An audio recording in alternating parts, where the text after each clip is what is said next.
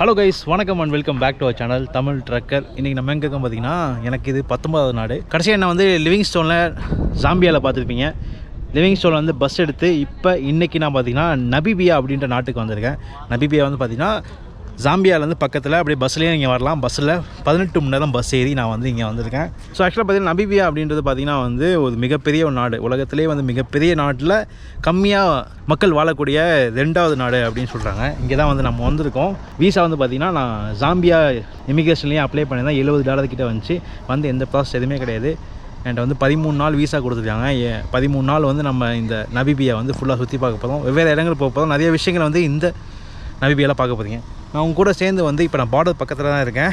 இந்த பார்டரில் பக்கத்தில் உள்ள இந்த மக்கள்லாம் எப்படி இருக்காங்க, இந்த கடைகள்லாம் எப்படி இருக்குது அப்படின்றத நம்ம நேரடியாக அவங்க கூட சேர்ந்து பார்க்க போகிறேன். நானே பார்க்கல. ஸோ இப்போ பார்த்த வரைக்கும் மக்கள் எல்லாமே வந்து ரொம்ப ஃப்ரெண்ட்லியாக இருக்காங்க. நான் பார்டர் கிட்ட இருக்கனால வந்து அந்தளவுக்கு கூட்டம் இல்லை. இங்கே தான் வின்லோக் அப்படின்றது தான் வந்து கேபிட்டல். அங்கே போனோம்னா கூட்டம் அதிகமாக இருக்கும். நம்ம வந்து கேபிட்டல்லேருந்து 1600 கிலோமீட்டர் தாண்டி இருக்கோம்.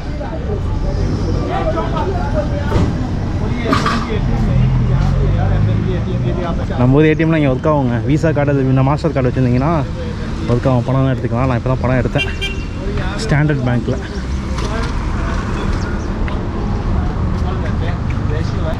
மொத்தம் இந்த நாட்டில் பார்த்திங்கன்னா 26 லட்சம் மக்கள் தான் இருக்காங்க. அதனால தான் வந்து இங்கே கூட்டம் நீங்கள் பார்க்கும்போது பார்த்திங்கன்னா கம்மியாகவே இருக்கும். இது ஒரு மால் நினைக்கிறேன். Hello brother, how are you? I'm fine. How are you? I'm good. What's your name? Isaac. Isaac. What are you doing? What's your job? I'm finding. Finding job? Yeah. Okay. You're doing part-time jobs? Yeah. Anything, any jobs? Any job. Okay, that's good. I'm also any job. Oh, you working with? No. No. Tourist. Oh. Yeah, tourist here.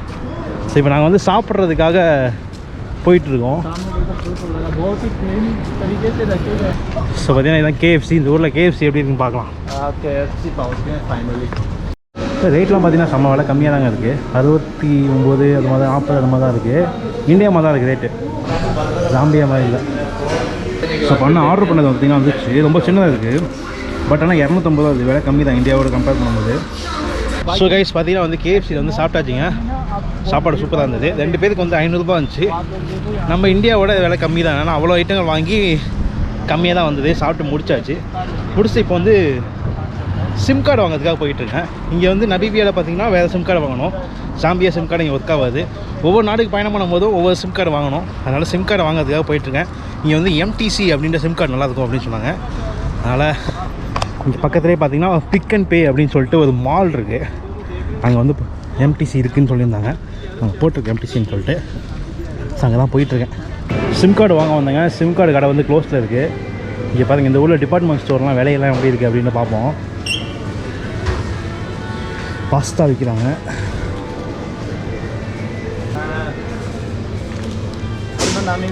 Pasta நம்ம ஊர்லேயே வந்து அதிகமாக. இப்போ சப்பாத்தி மாவு $45. இந்த ஒரு காசுக்கு 2.5 kilo $45. டூனா மீன்லாம் விற்கிறாங்க. இங்கே வந்து கடற்கரை இருக்குது. பட் இருந்தாலுமே வந்து இங்கே மக்கள் எல்லாமே டூனா மீன் தான் யூஸ் பண்ணுறாங்க. இது வந்து அதிகமாக ஆஃப்ரிக்காவில் டூனா மீன் யூஸ் பண்ணுறாங்க. டப்பாவில் உள்ளது ஃப்ரெஷ்ஷாக யூஸ் பண்ண மாட்டாங்க. சாசேஜு, பீன்ஸு எல்லாமே இருக்குது. சோள மாவு வந்து 2.5 கிலோ வந்து 31 ரிங்கெட். சரி, $31. Hi, how are you? Just not allowed. Sunflower oil வந்து $43, 750 ml.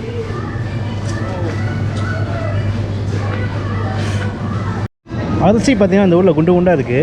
அரிசி வந்து 2 கிலோ வந்து $43. கொஞ்சம் பெருசாக இருக்குது. இங்கே பாருங்க, ஆரஞ்சு வந்து 1 கிலோ $30.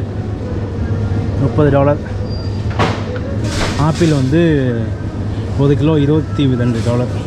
கேரட் வந்து பார்த்திங்கன்னா $17 1 கிலோ. இந்த கோல்கேட் பேஸ்ட் பார்த்தீங்கன்னா $100. What is this?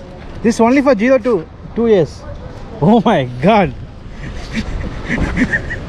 பேஸ்ட் வாங்கி 2 குழந்தைக்கு யூஸ் பண்ணுறது, 2 வயசு குழந்தைக்கு யூஸ் பண்ணுறது. இது வேணுங்க கேவையா? What is this? I didn't notice. You did see the cat in this photo. So பார்த்தீங்கன்னா வந்து சிம் கார்டு வாங்கி வச்சுங்க. ஒரு சிம் கார்டு வந்து $30. $30 2 சிம் கார்டு $30. ஒரு சிம் கார்டு வந்து $15. அதெல்லாம் நம்ம ஊரில் உள்ள மாதிரி ரீசார்ஜ் கார்டு மாதிரி போடணுமா? அதெல்லாம் 50 சொல்லி ரீசார்ஜ் கார்டு கொடுத்துருக்காங்க, ரீசார்ஜ் பண்ணும் போல். பட் ஆனால் பார்த்தீங்கன்னா டேட்டா ரொம்ப விலை அதிகமாக இருக்குது. ஒரு 3 GB வந்து $60 ஆமா. செம விலைங்க. செத்த நான் இந்த நாட்டில் நம்மளுக்கு அதிகமாக செலவாகுது பார்த்தீங்கன்னா நெட்டில் தான் செலவாகும், டேட்டா ரீசார்ஜ் பண்ணுறது தான் செலவாகும். என்ன பண்ண போகிறோம் தெரில. பாட்டு வந்துட்டு அதுவும் சிம் கார்டு வாங்கினது பார்த்தீங்கன்னா எந்த விதமான ஐடியும் கேட்கல, ஜஸ்ட் காசை மட்டும் வாங்கிட்டு சிம் கார்டு கொடுத்துட்டாங்க. ஸோ அதனால் வந்து ஜஸ்ட் மொபைலில் போட்டு யூஸ் பண்ண வேண்டியதான் சிம் கார்டை. ஸோ வாங்க அப்படியே நான் ஹோட்டலுக்கு போகிறேன். இந்த ஊரில் 1900 ரூபாய்க்கு உள்ள ஹோட்டல் வந்து எப்படி இருக்குது அப்படின்றத உங்களுக்கு காமிக்கிறேன். ஸோ இப்போ பார்த்தீங்கன்னா வந்து சிம் கார்டு வந்து வாங்கிட்டு வந்துட்டேங்க. சிம் கார்டு வந்து வாங்கிட்டு வந்துட்டு ரீசார்ஜ் பண்ணலான்னு பார்த்து ரீசார்ஜ் பண்ணிட்டேன். நம்ம ஊரில் நம்ம கார்டு ரீசார்ஜ்லாம் அதுக்கு முன்னாடி அதே மாதிரி ரீசார்ஜ் தான். நெட்டு வந்து இங்கே 4G கூட கிடையாது. ஆனால் ரேட்டு பார்த்தீங்கன்னா கண்ணாஃபன் இருக்குது. நம்ம இந்தியாவில் முன்னாடி எப்படி ரேட் இருக்கும் அந்த மாதிரி இருக்குங்க. இங்கே பாருங்களேன், $20 வந்து 80 MB. $20 வந்து $100 80 MB-யா? $1069 கிட்டத்தட்ட 5500 கிட்ட போட்டிங்கன்னா 15 GB ஆமாம். செம்ம விலையாக இருக்குங்க ரேட்டு. அதுவும் 4G கூட கிடையாது, செம்ம விலை விற்கிறானுங்க. இப்போ நான் இருக்கிறது பார்த்தீங்கன்னா வந்து நபீபியாவில் கட்டிமா முள்ளிலோ அப்படின்ற ஒரு ஜாம்பியாவுக்கும் நபீபியாவுக்கும் இருக்கிற பார்டரில் இருக்கேன். லாஸ்ட் வீடியோவில் பார்த்துருப்பீங்க. இங்கேருந்து நம்ம வந்து பார்த்தீங்கன்னா இப்போ எங்கே போகிறோம் அப்படின்னு பார்த்தீங்கன்னா வந்து கிட்டத்தட்ட 668 கிலோமீட்டர் பயணம் பண்ணி Grootfontein அப்படின்னு சொல்லிட்டு ஒரு ஏரியாவுக்கு போகிறோம். அங்கே என்ன இருக்குது அப்படின்னு பார்த்தோம்னா வந்து எரிக்கற்கள், உலகத்திலேயே அதிகமாக விழுந்த எரிக்கற்கள், அந்த விழுந்ததுலேயே வந்து மிக ஹெவியாக உள்ளது, அதாவது வெயிட் அதிகமாக உள்ள எரிக்கற்கள் வந்து இந்த நபீபியா நாட்டில் வந்து விழுந்திருக்கு, நிறையா விழுந்திருக்கு. அது எதனால் விழுது, எவ்வளோ கிலோ இருக்குது, எப்படி இருக்குது, எத்தனை வருஷம் ஆச்சு அப்படின்றத நேரடியாக நம்ம பார்க்க போகிறோம். நான் சொன்ன மாதிரி நபீபியா அப்படின்றது பார்த்திங்கன்னா பெரிய நாடு, ஆட்கள் குறைவாக இருக்க நாடு. அதனால் பார்த்திங்கன்னா டிரான்ஸ்போர்ட் பஸ்ஸு பார்த்திங்கன்னா வந்து ரொம்ப கம்மி தான். இங்கே அதிகமாக யூஸ் பண்ணுற டிரான்ஸ்போர்ட் பார்த்திங்கன்னா பஸ்ஸு, இன்னொன்று ஃப்ளைட்டு. இங்கே ட்ரெயின் அதெல்லாம் கிடையாது, இல்லைனா கார், ப்ரைவேட் காரில் போகணும். ஸோ இப்போ பார்த்திங்கன்னா வந்து நம்ம பஸ் எடுத்து தான் வந்து இங்கேருந்து நம்ம அந்த ஏரியாவுக்கு வந்து ரீச் ஆக போகிறோம். Grootfontein அப்படின்னு சொல்லிட்டு பஸ்ஸுக்கு வந்து பார்த்திங்கன்னா வந்து $480 நபீபியன் வந்துச்சு. கிட்டத்தட்ட 2500 கிட்ட வந்துச்சு. கீழே நான் எவ்வளோன்ற எக்ஸாக்டாக போடுறேன். இவ்வளோ அமௌண்ட் கொடுத்து நான் பஸ்ஸில் ட்ராவல் பண்ணதே இல்லை. எனக்கு இப்போ நான் பார்க்கும்போது பார்த்திங்கன்னா வந்து கொஞ்சம் விலை அதிகமாக இருக்குது இந்த நபீபியா. இங்கேருந்து அப்படியே நம்ம பஸ் ஏறி ஸ்ட்ரெயிட்டாக அந்த ஏரியா போய் ரீச் ஆகும். நைட் 2 மணி இல்லை 3 மணி ஆகும்னு நினைக்கிறேன். எங்கே போய் தங்க போகிறோன்னு தெரில. மணி பார்த்திங்கன்னா இப்போ கரெக்டாக 1:30 ஆகுது. 3 மணிக்கு பஸ் ஸ்டார்ட் ஆகும். சரி வாங்க அப்படியே போகலாம். ஸோ ஃபைனலி வந்து கெஸ்ட் ஹவுஸ் வந்து கிளம்பியாச்சு. என்னோடய ஃபோன் பார்த்திங்கன்னா ஐஃபோன் கொஞ்சம் ப்ராப்ளமு. தண்ணியில் போட்டேன், வாட்டர் ப்ரூஃப் தான், பட் இருந்தாலும் ஒர்க் ஆகலை. ஒரு 5 நாளாக சர்வீஸ் கொடுத்துருந்தா வாங்கிட்டு அப்படியே கிளம்ப வேண்டிய தான். எவ்வளோ ஆகுதுன்னு தெரில, ஒர்க் ஆகுதான்னு தெரியல, பார்ப்போம். இன்றைக்கி ஞாயிற்றுக்கிழமை, அதனால் ரோட்டில் எவனுமே இல்லை. நல்லா ஜாலியாக இருக்காங்க மக்கள் இங்கே, ஹாப்பியாக. இங்கே வந்து ஆண்கள் வந்து நல்லா பேசுகிறாங்க, பட் பெண்கள் வந்து கொஞ்சம் வேடாக பேசுகிறாங்க, யோசிக்கிறாங்க அதை பேசுகிறதுக்கு என்னான்னு தெரில. பட் ஆண்கள் ரொம்ப ஃப்ரெண்ட்லியாக இருக்காங்க. ஸோ பார்த்தீங்கன்னா பஸ் ஏறதுக்கு வந்துட்டாங்க. இந்த ஊரில் இந்த பஸ்ஸு மட்டும் தாங்க இருக்குது, இந்த ஒயாசிஸ் சொல்லிட்டு. இதில் தான் நம்ம ஜாம்பியாலேருந்து வந்தோம். ஆக்சுவலாக இதே கம்பெனி தான் இங்கேயும் ஓட்டுறாங்க. ஸ்கேனியான்னு போட்டிருக்கு, பட் ஸ்கேனியா மாதிரியே தெரில. பட் நல்லா இருக்குது, உள்ள சீட்லாம் கம்ஃபர்டபுளாக கால் வைக்கிறது இடம் தான் இருக்குது. இந்த பஸ்லாம் போகிறோம். பேகு ஃபுல்லாக நாதி போச்சு, அதை கீழே வைக்கலாம்னு பார்த்தேன். அந்த அவங்க வந்து உள்ளே வைங்கன்றாங்க. சரி டஸ்ட் ஆகாதுன்றாங்க. சரி ஓகே வைப்போம் அதுலேயே. I hope no dust will come. இந்த பஸ் தாங்க போகிறது. சீட் நம்பர்லாம் இருக்குது. ஸ்கேனியா பஸ் தாங்க அது, ஆனால் பழைய மாடல் போகலாம். 17-18 சீட் நம்பரு. பார்ப்போம். இதே 17-18 எங்கே இருக்குது? 17-18. ஸோ பஸ்ஸு இப்போ கிளம்பிடுச்சுங்க.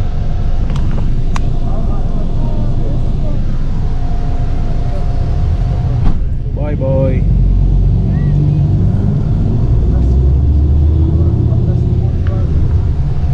ஏசிலாம் அதுக்கு நல்லா ஒர்க் ஆகுது, பட் ஆனால் லைட்டாக குளிருது.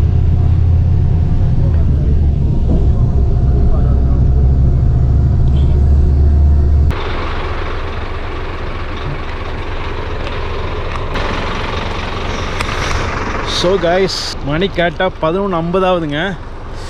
வர வேண்டிய இடத்துக்கு வந்தாச்சு. Grootfontein நம்ம பேர் வாயில் வர மாட்டேங்குது. பஸ்ஸு வேறு லெவலு, செம பஸ்ஸு, நல்ல பஸ்ஸு. அது இல்லாமல் வந்து நல்ல ரோடுங்க. இந்த நாட்டில் ரோடு செம்ம ரோடுங்க. வெறும் 100ல் தாங்க வந்தான் மனுஷன்.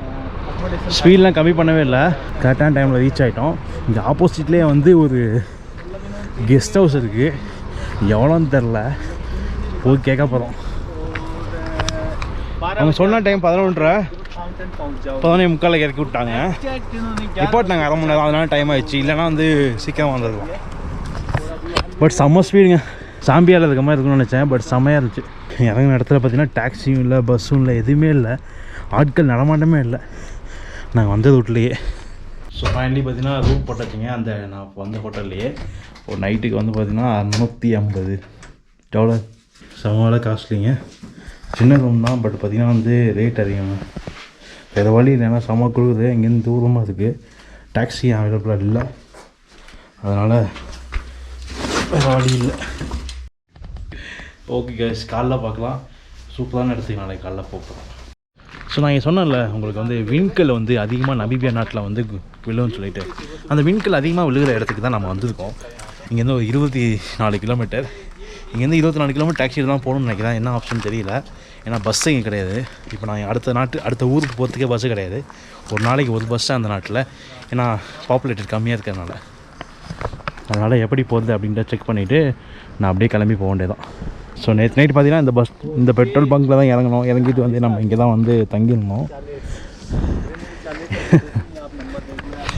எல்லாமே செம வேலையாக இருக்குங்க. அந்த விண்கல் இருக்க இடத்துக்கு போகிறதுக்கு வந்து பார்த்திங்கன்னா டாக்ஸிக்கு வந்து $200 தான் ஒரு ஆளுக்கு. 2 பேர் டாக்ஸியில் போனால் $400 தான். ஏன்னா வித்தியாசமாக இருக்குது. ஒரு ஆள் போனான்னா 2 பேர் போனான்னா எல்லாம் ஒரே காசு தானே. அது இல்லாமல் அங்கே போனதுக்கப்புறம் அங்கே ஒரு சார்ஜ் பண்ணுவானுங்க. இது வந்து பார்த்திங்கன்னா total case petrol station. But ஆனால் எல்லா கஃபேலையும் எல்லா பெட்ரோல் பங்க்லேயும் வந்து கஃபே இருக்கனால ரொம்ப ஈஸியாக இருக்குது சாப்பிட்றதுக்கு. இங்கே வந்து கஃபே இருக்குது. ஸோ பார்த்தீங்கன்னா சாப்பாடு வாங்கிட்டு வந்துட்டு சாப்பிட போகிறோம். லைஃப் ஆஃப் ட்ராவலர்ஸ் இப்படி தாங்க, எல்லா இடத்துலையும் உட்காந்து சாப்பிட்ணும், அப்படி தான் வாழ்க்கை போகும். சாப்பிட்டு நம்ம टैक्सी ट्रैवलर्स का लाइफ आप देख लो। यहाँ पे वहाँ पेट्रोल पंप वाले जो भी बेकरी शॉप थी वहाँ से हमने खरीदा है, और यहाँ पे हम लोग खाना पीना कार वॉश पड़ रहा था। उसके बाद ये कार वॉश करने की जगह